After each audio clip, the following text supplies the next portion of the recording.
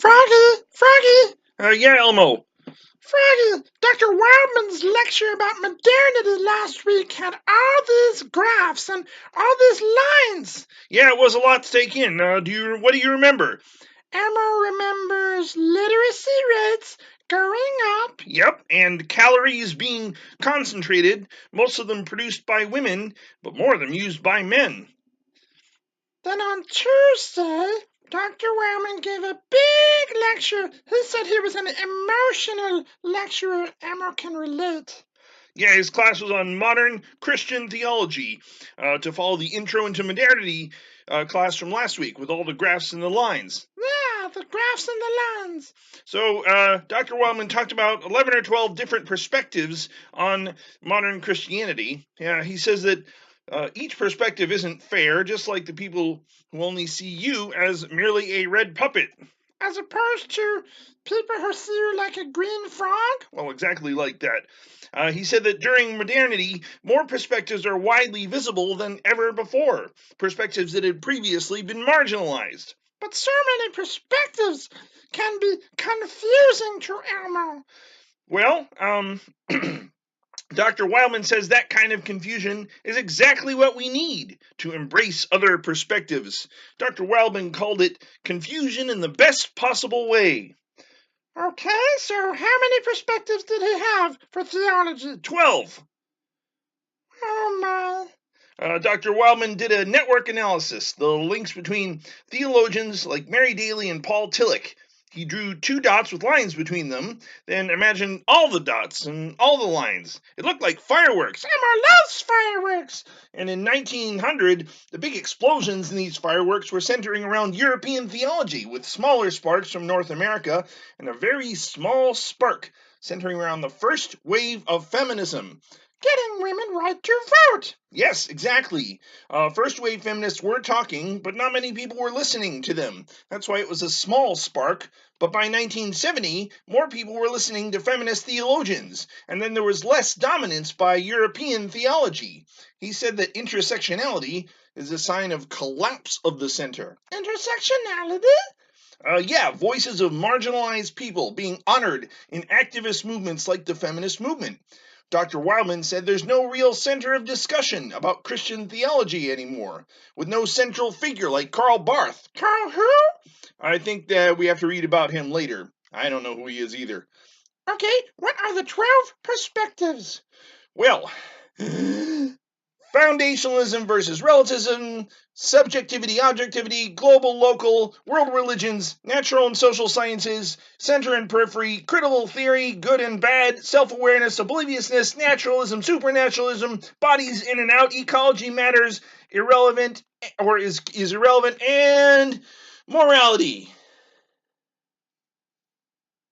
Wow. So should we start in on it? Yeah, Emma is definitely confused in the best possible way. All right, so epistemic foundationalism. So we can be certain about what we know because of scientific proof. Galileo going up into the Leaning Tower of Pisa, dropping a ball bearing along with a bowling ball, and they fell at the same rate. Well, what about, is there any foundationalism in non-science? Yeah, this guy named Rene Descartes thought that some of his ideas were amazing, truth with a capital T, and others weren't so sure, especially since he was only looking inside his own mind for the proof.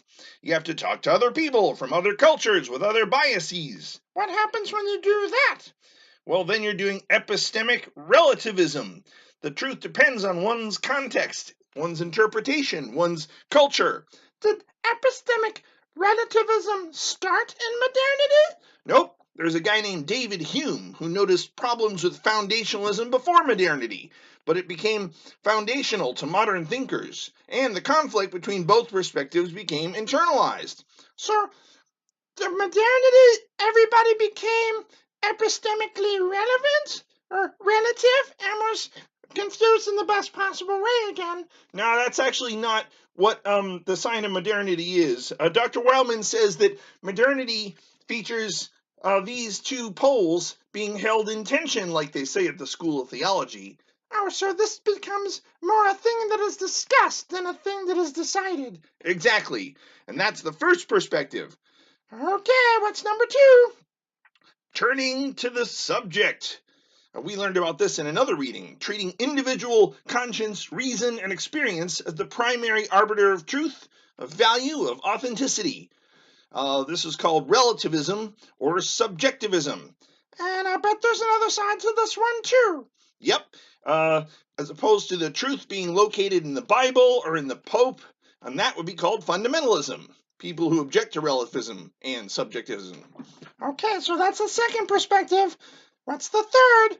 The global spread of Christianity. Sometimes it was spread, so to speak, by violent means, and it varies in different regions and adapts to cultures, as opposed to Islam, where you basically need to know Arabic to read the Quran. That's right.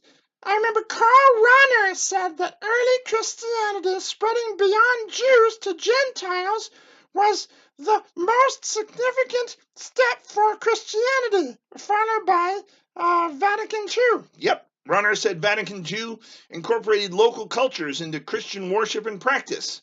This is called contextual theology, bringing together past with present experiences in a mutually critical dialogue to enhance and elaborate faith expressions. Yes, Father Gutierrez talked about this. What about other world religions? Well, then we get to the fourth perspective. It assumes value and insight in other religions. Travel was more common during modernity, so it brought other religions to the attention of Christian theologians. But then Christian exclusivism assumed that Christianity is better than other religions. That's right. And then the fifth perspective is to engage the sciences. The Methodist Book of Discipline states that theology isn't in conflict with science, even evolution, since the earth and therefore evolution was created by God. But some Christians resist evolution. Emma has read about this and seen posts on Facebook. Yep, some fundamentalist theologians and some secular leaders think that there's a war between Christianity and the sciences. And the sixth perspective, I think, was complicated. Disintegrating the center-periphery structure. Yeah, but he put Bell Hooks' book on the screen. Yay for Bell Hooks! Feminist theory from margin to center. So feminist theologians came from the margins to the center, but it resulted in the dissolution of the center. People who resist the dissolution of the center tried to strengthen the ideas of so-called pure ideas and truths. Exactly. And the seventh perspective is from critical theory. Marx and others' critique of religion make formerly invisible assumptions visible. You can either engage with critical theory or you can attack it. Yep. Then the eighth perspective is self-awareness, the empathetic connections with the other. Validate their experiences. Question their privilege. And some resist this as well, since the Word of God itself is being questioned in their eyes. And then perspective 9. Theology embracing naturalism. Or reasserting Christian supernaturalism. That's right. The 10th perspective is embodiment. The body can be the locus for theological reflection. Or you could say the body's bad and focus on supernaturalism again and souls. And now the 11th was ecology, where you can focus on the earth. And at this point, I stopped, Ben stopped taking notes because he was about to leave. Whoops. Well, we got most of them. Yeah, we did. Thanks, Elmo. Thanks, Kermit.